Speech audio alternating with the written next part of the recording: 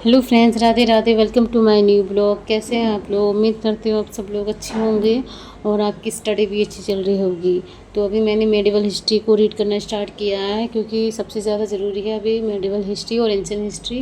क्योंकि बाकी की जो एनसीईआरटी है वो मैंने एक दो बार रीड भी कर चुकी हूँ, और 8 क्लास की एनसीईआरटी मैंने कवर कर दी है, और 6 और 7 की एनसीईआरटी के मैं नोट्स बना रही हूँ। तो मुझे इतना टाइम नहीं लगेगा, क्योंकि जो मुझे इम्पोर्टेंट लगेगा ना मैं वही नोट डाउन करूँगी। और वैसे तो मैंने जितनी भी एनसीईआरटी है उनको रीड कर चुकी हूँ, लेकिन कल मैं न्यू एनसीईआरटी ख़रीद के लेके आई हूँ, और वो है मेडिवल हिस्ट्री और एंशिएंट हिस्ट्री।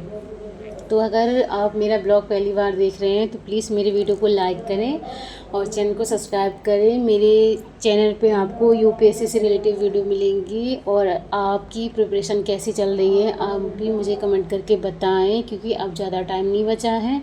जितना हो सके आप अपने लिए टाइम ज़्यादा से ज़्यादा निकाल लें। अगर आप जीरो लेवल से तैयारी कर रहे हैं तो मैं ये कहूँगी अभी टाइम इतना नहीं बचा हुआ है कि आप अच्छे से प्रिपरेशन कर लें। और आप 5-6 महीने से तैयारी कर रहे हैं और आपकी एनसीईआरटी कवर हो चुकी हैं, तो हाँ मैं ये कहूँगी आप नोट्स बनाओ, क्योंकि नोट्स रिवीजन करने के लिए बहुत हेल्पफुल रहते हैं।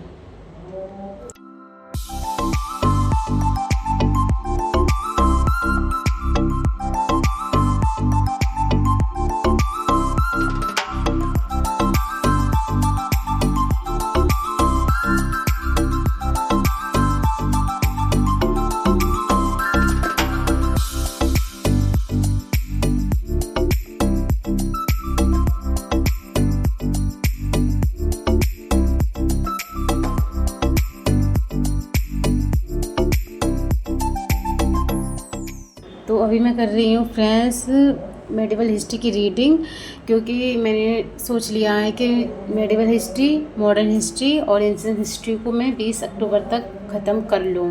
कोशिश मेरी पूरी यही रहेगी, क्योंकि मैं ये सोचती हूँ जितना टाइम मैं अपने आप को अपनी पढ़ाई के लिए दूँगी ना उतना मेरे लिए फ़ायदा होगा, और जो टाइम हमारे पास फिर बच जाएगा उसका हम अच्छे से रिवीजन करेंगे, टेस्ट सीरीज़ लगाएंगे, क्योंकि टेस्ट सीरीज लगाना भी बहुत ज़रूरी है। और सबसे ज़्यादा ज़रूरी तो ये है कि हमारा सिलेबस कवर होना है, और वो भी प्रीलिम्स के होने से पहले, क्योंकि बाद में हमें ये ना लगे कि हमारा सिलेबस कवर नहीं है तो हम कैसे रिवीजन करें।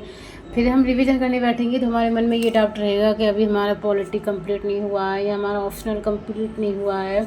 तो सारे सब्जेक्ट को आप ऐसे मतलब डिवाइड करके चलो, टाइम मैनेजमेंट करके चलो कि इतने टाइम तक आपको ये टॉपिक कंप्लीट करना है। और सबसे ज़रूरी चीज़ तो ये है, अगर एक टॉपिक अगर आपने उठाया है, मैंने आज हिस्ट्री स्टार्ट कर दी है, तो जब तक मेरी हिस्ट्री कवर नहीं हो जाती मैं दूसरा कोई सब्जेक्ट नहीं लूँगी। हाँ, और करंट अफेयर सीसेट की क्लास तो कंटिन्यू रहेंगी, और नोट्स भी बनाऊँगी, क्योंकि एक टॉपिक को लेके चलेंगे ना तभी subject syllabus wise syllabus cover हो पाएगा।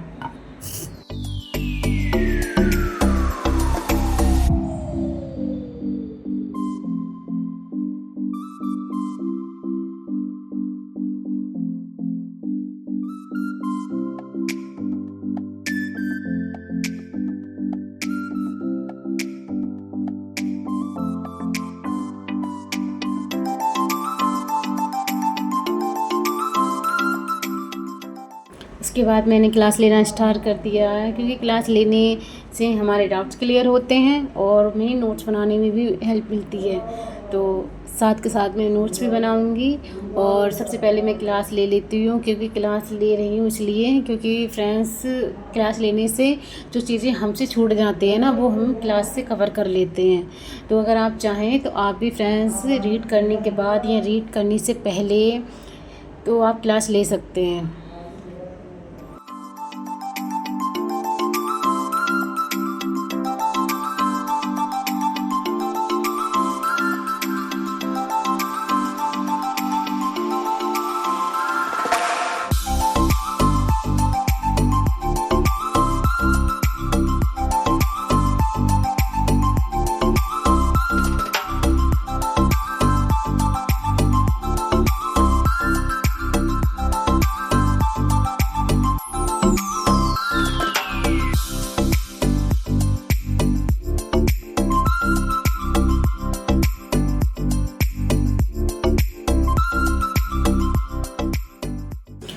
बाद मैंने नोट्स बनाना स्टार्ट कर दिया फ्रेंड्स, क्योंकि नोट्स बनाऊंगी, क्योंकि भाई अब नोट्स बनाना बहुत ज़रूरी है। जैसे कि मैंने ज्योग्राफी के नोट्स बनाए हैं, उसी तरह मैं हिस्ट्री के भी नोट्स बनाऊंगी।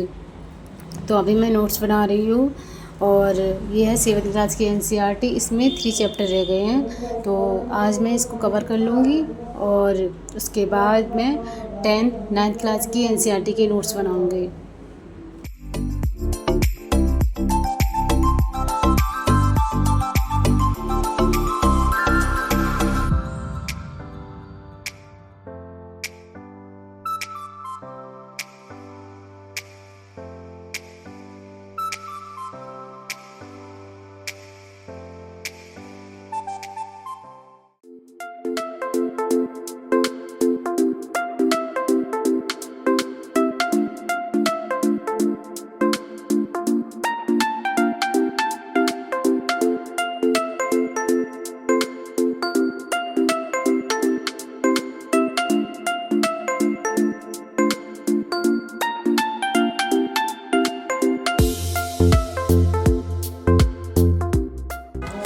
मुझे मालूम है फ्रेंड्स कि सबको ये लगता होगा कि हमारा एग्ज़ाम कैसे होगा। ये डाउट ना, ये मतलब ये जो थॉट है मेरे मन में भी आते रहते हैं एनी टाइम कि हमारा एग्ज़ाम होगा कैसे।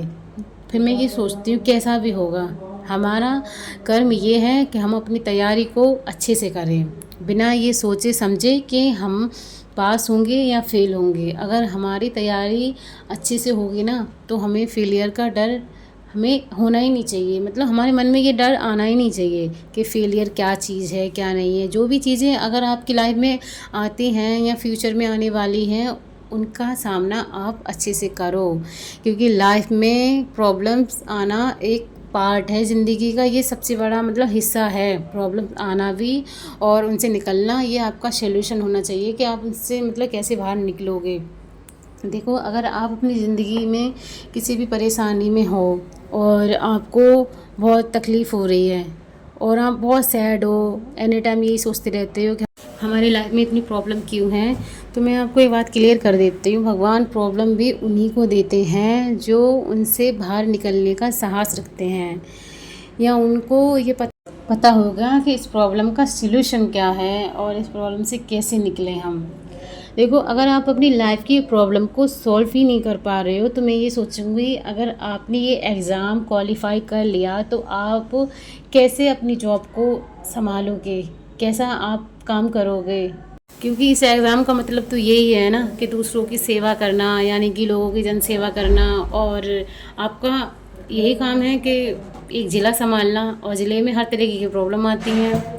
पानी को लेकर हर प्रॉब्लम, हर समस्या का आपके पास हल होना चाहिए। आप इतने मेंटली स्ट्रॉन्ग हो जाओ कि लाइफ में चाहे कुछ भी हो, आप हार नहीं मानोगे। आप हर तरीके की समस्या का लोगों के लिए समाधान निकाल के दोगे और आप अपनी ड्यूटी अच्छे से करोगे।